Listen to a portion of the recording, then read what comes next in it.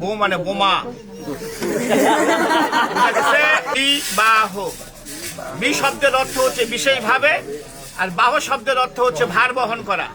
তার মানে বিবাহ শব্দের অর্থ হচ্ছে বিশেষভাবে ভার বহন করা। এ ভার শরীরের ভার নয়, এ ভার সংসারের ভার, এ ভার ধর্মের ভার। আজ থেকে সে তোমার সহধর্মিনী। সহধর্মিনী কাহাকে বলে? যে স্ত্রী তার স্বামীকে ধর্মের পথে নিয়ে আসে সে হয় সহধর্মিনী। সহধর্মী তোমার ক্ষেত্রে যে স্বামী তার স্ত্রীকে ধর্মের পথে নিয়ে যাবে সে হবে সহধর্মিনী। তাছাড়া হয়ে যাবে বউ, বউ মানে বোমা। সুতরাং সহধর্মিনী যেভাবে হয় সে কাজটা করতে হবে। আজকে আমরা এখানে আত্মীয় স্বজন বন্ধু বান্ধব সকলকে নিয়ে উপস্থিত হচ্ছি এই শুভ বিবাহ করার জন্য। বিবাহের মাধ্যমে পুরুষ লাভ করে পিতৃত্ব, নারী লাভ করে মাতৃত্ব। এই পিতৃত্ব এবং মাতৃত্বের মাধ্যমে গড়ে উঠে তাদের একটা সুখের সংসার। পিতামাতা, ভাই বোন, আত্মীয় স্বজন, বন্ধু বান্ধব সকলকে নিয়ে একসাথে থাকার তারা সংকল্প করে এই বিবাহের মাধ্যমে। মানুষের জন্ম থেকে মৃত্যু পর্যন্ত 10টি মাঙ্গলিক কর্ম আছে, তার মধ্যে বিবাহ হচ্ছে সর্বশ্রেষ্ঠ।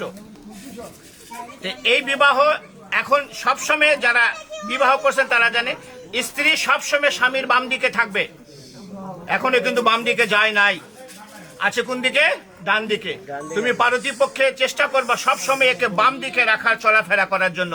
এটা ব্রাহ্মণ হিসাবে আমার উপদেশ। কেন বাম দিকে রাখলে আমার মতন একজন ব্রাহ্মণ দেখলে মনে করবে এটা তোমার স্ত্রী। ডান দিকে রাখলে আমি ভাবি বোন, অন্য কিছু মনে করতে পারি। যেখানে সম্ভব সেখানে এই কাজটা করতে হবে, সম্ভব যেখানে নয় সেখানে করার দরকার নাই। তাহলে ঘটনা হলে এ তোমাকে বাম দিকে যাবে, কিন্তু শাস্ত্রের বিধান অনুসারে 7টি শর্ত আছে, যাকে বলা হচ্ছে সপ্তপদীর 7টা শর্ত। সহজ কথায় সপ্ত বচন। তো এই ধর্ম, এই শাস্ত্রের কথা জানে না। আমি এর পক্ষ হয়ে আমি এই কথাগুলো এতগুলো লোকের সামনে তোমাকে বলবো। তুমি রাজি থাকলে হ্যাঁ বলবা। হ্যাঁ অবশ্যই বলতে হবে, বিয়ে করতে চলে আসছি সে, তাহলে সে তোমার বাম দিকে যাবে। তোর ভয়ের কিছু নাই, তোমারও 5টা শর্ত আছে। তখন তোমার 5টা শর্ত এ যদি মেনে নেয় তখন তুমি একে বাম দিকে নেবে, তাছাড়া নেওয়ার দরকার নাই। এখানে প্রশ্ন আসতে পারে যে এর 7টা ওর 5টা কেন? প্রশ্ন আসতে পারে। নারী হচ্ছে শক্তি। একটা পুরুষের জীবনে নারী হচ্ছে শক্তি। যে পুরুষের জীবনে নারী থাকবে না সে পুরুষের জীবনে কোনো শক্তি নাই। তুমি পূর্ব দিকে তাকিয়ে দেখো, লক্ষ্মী নারায়ণ, রাধা কৃষ্ণ, পার্বতী, এরা সবাই প্লিজ, এরা সবাই হচ্ছে নারীকে নিয়ে চলছে। নারী হচ্ছে শক্তি, মায়ের জাত। এই জন্য আমরা এনাদেরকে সম্মান করি বলে এদেরকে সবসময় উপরের দিকে রাখি। তাহলে এখন এর যে 7টা শর্ত আছে আমি তোমাকে আগে হিন্দিতে বলবো, আমি যেহেতু হিন্দিতে বলবো এবং পরে বাংলায় বুঝিয়ে দেবো। তুমি রাজি থাকলে এবং এমন জোরে হা বলবো আমরা তখন সকলে শুনতে পারি। ক্লিয়ার?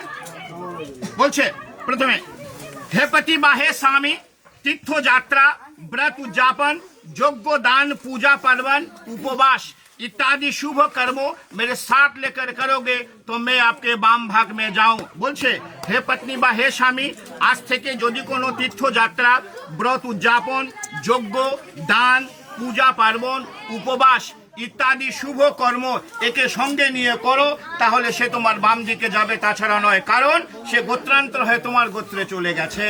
রাজি কি রাজি নয়? राजी। द्वितीय, होम यज्ञ आदि करके देव को पूजन तथा श्रद्धा तर्पण आदि में पितरों में मेरे साथ लेकर पूजन करोगी, मैं तो आपके बाम भाग में जाऊं। बोलते होम यज्ञ आदि, ऐसे होम यज्ञ आदि करे যদি কোনো দান করতে চাও এবং তথা শ্রদ্ধা তর্পণ, অর্থাৎ আমাদের মহালয়া যে হয় না, পিতৃপুরুষের নামে পূর্বপুরুষের নামে জল দিতে হয়, তিল তর্পণ করতে হয়।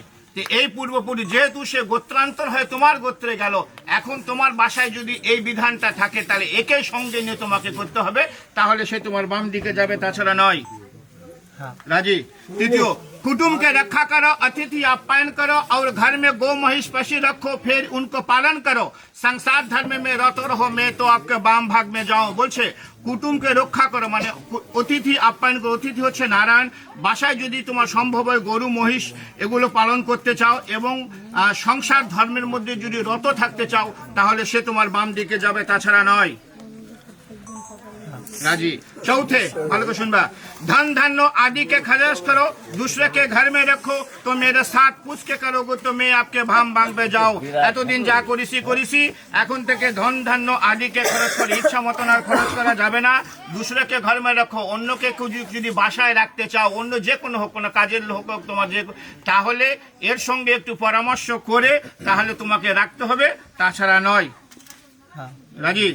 पांचवें, मंदिर बगीचा घर तालाब इत्यादि बनाओ, बना के तथा उसके रक्षा करो तो मैं आपके बांग भाग में जाओ। भगवान যদি কোনো সময় কৃপা করে তুমি মন্দির বানাও, বাগিচা বানাও, ঘর বানাও এবং বানানে শুরু হবে না, ওদেরকে রক্ষা করো, তাহলে সে তোমার এগুলো পরামর্শগুলো তার সঙ্গে একটু করতে হবে, কারণ সে হয়ে যাবে সহধর্মিণী।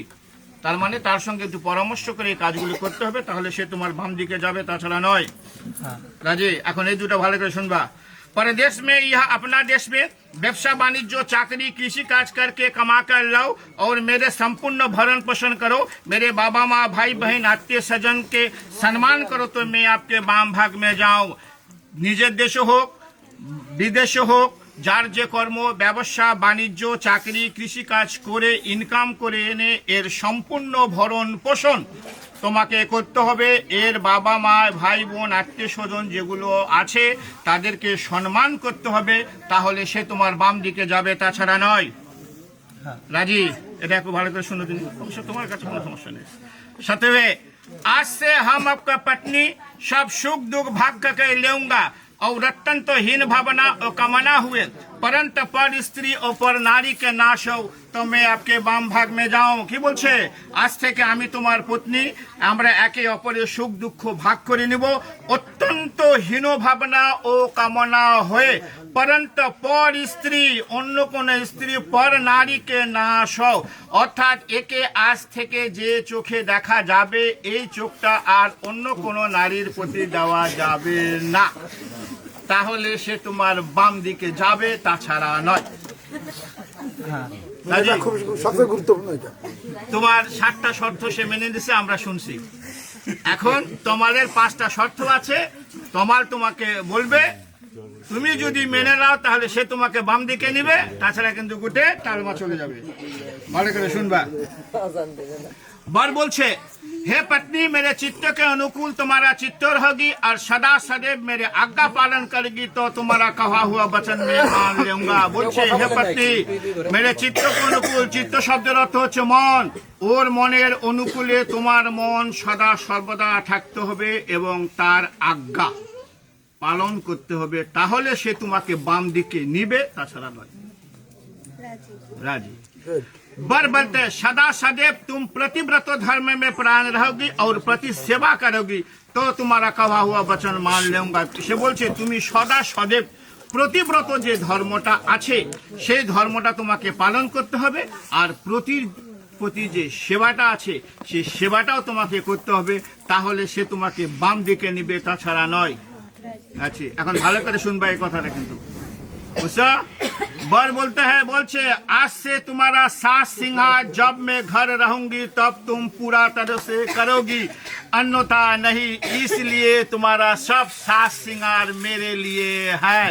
बर बोलছে, স্বামী যখন, প্রত্যেক নারীরই কর্তব্য, যারা আছেন বিবাহ করছেন তারা জেনে নেন, প্রত্যেক নারীরই কর্তব্য, স্বামী যখন বাসায় থাকবে তখন নারীদেরকে উচিত অত্যন্ত সেজে গুজে থাকার।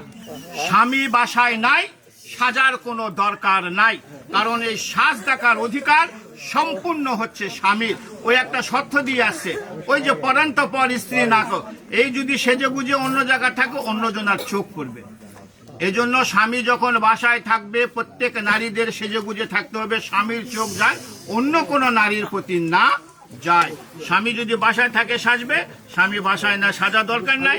স্বামী যদি তোমাকে সঙ্গে করে কোথাও নিয়ে যায়, তুমি যত পরিমাণ সেজে গুজে যাবা তাহলে সে তোমাকে বাম দিকে নেবে, তাছাড়া নয়। রাজি?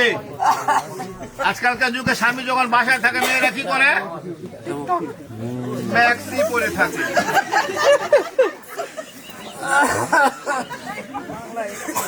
4 नंबर और बोलছে, मेरे घर में मेरे बाबा माँ, सुनते को सुनबा, मेरे घर में मेरे बाबा माँ भाई बहन भाभी जी है, उसके सच आज्ञा पालन में तत्परायण रहोगी और मेरा बाबा माँ के सेवा करेगी तो तुम्हारा कहा हुआ वचन मान लूंगा। বলিছে তুমি এই পরিবারে 20 বছর 22 বছর 24 বছরের পিতামাতা ইনারা, আমি ইনাদেরকে ভুলতে বলিনি। এই পিতামাতাকে যেভাবে ভালোবাসছো এর চেয়ে দ্বিগুণ ভালোবাসা দিয়ে ওর যে পিতা মাতা ভাই বোন ভাবি আছে ওদেরকে ভালোবাসতে হবে, ওদের সচাজ্ঞা অর্থাৎ সত্য উপদেশ পালন করতে হবে এবং মেরা বাবা মা ওর যে বাবা মা আছে তাদেরকে সেবা করতে হবে, তাহলে সে তোমাকে বাম দিকে নিবে, তাছাড়া নয়। রাজি। সর্বশেষ बोलते मेरे घर में जो देवता पितर है उसके सवेरे नहाकर पूजन मार्जन तुमको करना पड़ेगी और मेरे संसार रखा करोगी, मान सम्मान देकर रहोगी तो तुम्हारा कहा हुआ वचन मान लूंगा। বলছে আমার বাসায় যে মন্দির আছে, প্রত্যেকটা সনাতন ধর্মের বাসায় একটা ছোট্ট গৃহ মন্দির আছে, এই মন্দিরে সকালে উঠে স্নান করে পূজন মাজন অর্থাৎ পূজা পার্বণ তোমাকে করতে হবে, ওর সংসার রক্ষা করতে হবে। তুমি শর্ত দিয়ে আসছো ধন ধান্য আদিকে খরচ করো, ওই খরচ করবে না, এখন তোমাকে টাকা এনে দিবে, তুমি ইচ্ছা মতন খরচ করবা, তা কিন্তু কার হবে না। ওর সংসার রক্ষা করতে হবে, ওর মান সম্মান দিয়ে রক্ষা করতে, ওই যে শর্ত আগে দিয়ে আসছে মান সম্মান দিয়ে থাকতে হবে। তুমি সেজে গুজে আসো, আমি যাই বললাম যে তোমার বউকে তোমার দেখলাম খুব সাজে গুজে আসে, মান সম্মানের একটা হানি হবে। অর্থাৎ মান সম্মান রেখে রहोगी तो तुम्हारा कहा हुआ वचन में मान लूंगा।